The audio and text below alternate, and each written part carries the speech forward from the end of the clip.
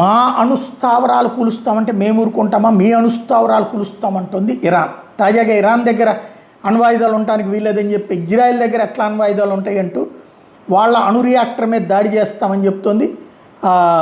ఇప్పుడు ఏదైతే ఇజ్రాయెల్ ప్రధాని డేవిడ్ బెన్ గురియన్ తమ దేశాన్ని అణుశక్తిగా మార్చాలనే నిర్ణయానికి వచ్చి 1950 దశకంలో ఇజ్రాయెల్ ఆటమిక్ కమిషన్ ఏర్పాటు చేశారు.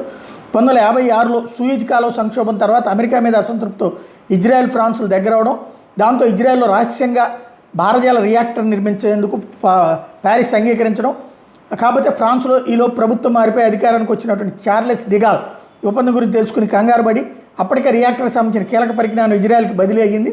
ఒప్పందాన్ని రద్దు చేస్తే ఫ్రాన్స్ కంపెనీలు దివాళా తీసే ప్రమాదం ఉండడంతో డిగాల్ ఈ విషయం మీద సైలెంట్ అయిపోయారు. ఇజ్రాయెల్ ఎట్టకేలకు నెగవ్ ఎడార్లో డిమోనా అనే ప్రదేశంలో భారీ అణు రియాక్టర్ నిర్మించింది. యూరప్ దేశాల సాంకేతిక పరిజ్ఞానం బ్లూ ప్రింట్స్తో నిపుణుల సాయంతో దీన్ని రూపొందించారు. ఇందులోని భూగర్భ వంకర్లో అణుబాంబుల తయారీకి వాడే ప్లూటోనియం ఉత్పత్తి చేసే సదుపాయం కూడా ఉంది. ఈ రియాక్టర్ ఉత్తరం వైపున 85 కిలోమీటర్ల దూరంలో జెరూసలేం ఉంది. 75 కిలోమీటర్ల దూరంలో ఈజిప్ట్ సరిహద్దులు, 25 కిలోమీటర్ల దూరంలో జోర్డాన్. రియాక్టర్ మీద జరిగితే అక్కడి నుంచి వెలువడే అణుధార్మికత ప్రభావం పొరుగు దేశాలకు కూడా పాకే ప్రమాదం ఉంటుంది. ఇజ్రాయెల్ తన అత్యాధునిక ఆయుధ వ్యవస్థను డిమోనా అణు కేంద్రానికి రక్షణకు మోహరించింది. ఇక్కడ యారో 2, 3 డేవిడ్ స్లింగ్ వంటి క్షిపణి వ్యవస్థ రక్షణలు కూడా ఉన్నాయి.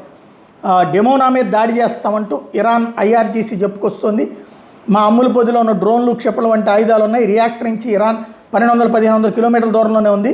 ఇంత దూరం ప్రయాణించేందుకు టెహ్రాన్ అమ్ముల పొదిలో ఉన్నట్టు షహీన్ 136 డ్రోన్లు వాడతామని చెప్తోంది. ఒక్కో డ్రోన్ 50 కిలోల పేలుడు పదార్థాలు మోసుకెళ్ళగలుగుతుందని. సాహెబ్ 3, టైబర్ షేఖన్, యమూద్, బుర్రం షహార్, రుద్ర, సెజ్జిల్, సుమర్ లాంటి క్షిపణులు కూడా ఇరాన్ దగ్గర ఉన్నాయి. వాటన్నిటి ఉపయోగించి దాడి చేస్తూ ఉంటుంది, కానీ రీచ్ కావడం అసాధ్యం దానికి.